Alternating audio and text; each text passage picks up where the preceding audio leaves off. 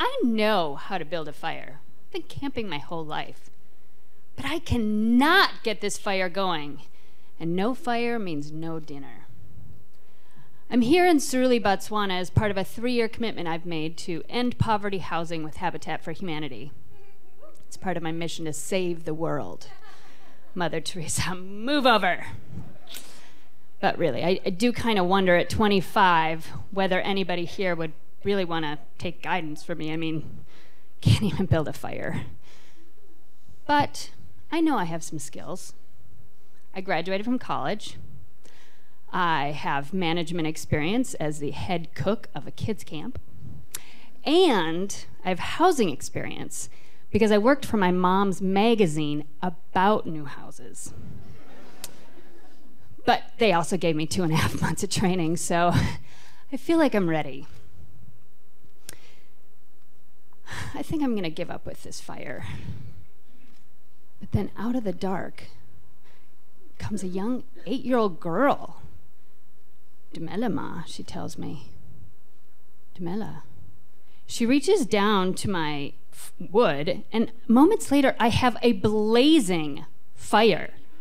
How did she do that? Now, 2 of the lessons that I learned, well, really, there's one lesson that I learned in training is to listen and ask questions, because I do not want to be that arrogant foreigner who just thinks she knows everything and messes everything up.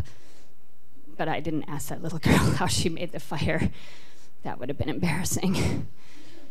So she walks off into the dark, starry night, saved on my first night by baby Batman.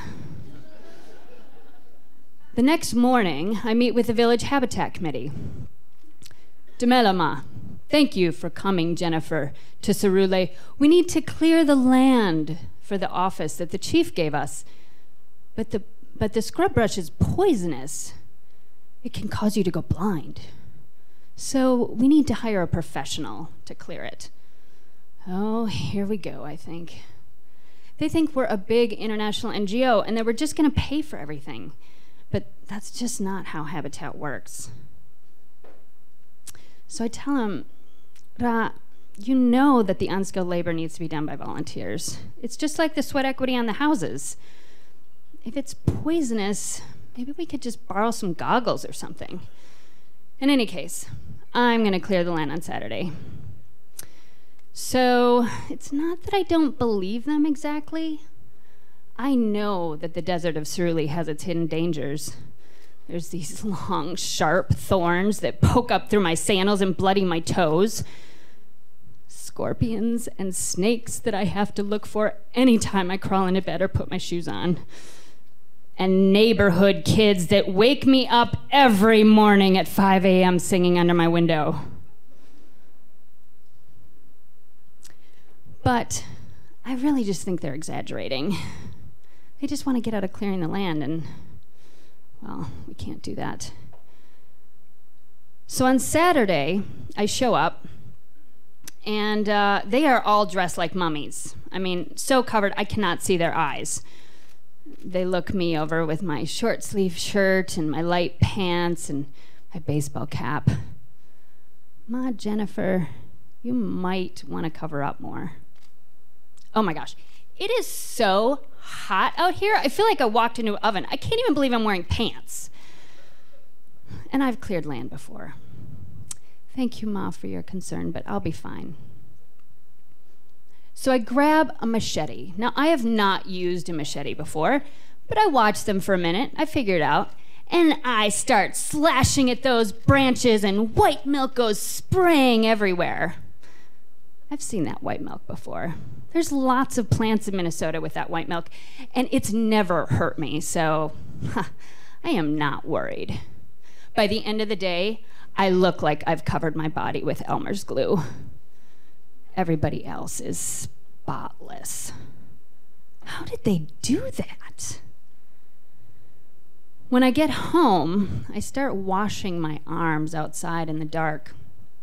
And all of a sudden, I start to feel this burning and itching, like thousands of fire ants crawling all over me. Oh my God, what's happening? I look down with my headlamp, and the mother of all rashes is growing across my arm like a wildfire. Oh my God, oh my God, oh my God, oh my God, what is happening? Could this get worse? Oh my God, could I go blind? Oh shit. I run in, I slather anti-itch cream all over my arms, but nothing. Oh my God, oh my gosh, what have I done? Oh my gosh. I wasn't exactly careful when I was cutting that stuff. What's gonna happen? I decide to just go to bed, cut my losses. I take some antihistamines. I set my alarm for 4 hours. I am gonna get as much of that into my system as I possibly can. I get into bed. I put socks on my hands. Oh my God, I want to scratch so bad. What have I done? When I finally fall asleep, I have a nightmare that the rash has taken over my entire body like an alien. Oh my God, oh my God. When my alarm finally wakes me up, I'm actually kind of relieved to find that the rash is still only on my arms. But could it get worse? What else could happen? I take 2 more antihistamines, and this time when I fall asleep, I dream that I wake up and I can't see. Oh my God. I cannot be blind. I cannot be blind. And when my alarm goes off, I shoot open my eyes. And I still can't see. Oh my God, I am blind. Oh shit. Oh my God, what am I gonna do? And then I turn on my headlamp. It was just pitch black. But what could happen? And what about everybody else? Could somebody else have gone blind? Thank God they were so much more careful than me. I take 2 more antihistamines, and when I finally wake up in the morning, I am exhausted. I lie there struggling to open my eyes, thinking about my arms. Oh my gosh, they don't itch. I look down, I whip off the socks. The rash is gone, hallelujah! An hour later, I am back at the site, this time dressed like a mummy. Bontetse, the project manager, walks up to me. Did anything happen to you last night? No, why? You were covered in that sap. Nah, I just washed it off, no problem. His eyes doubled. Can we see your arms? I pull up my sleeves and I show him my clear skin. I never did admit to them the truth.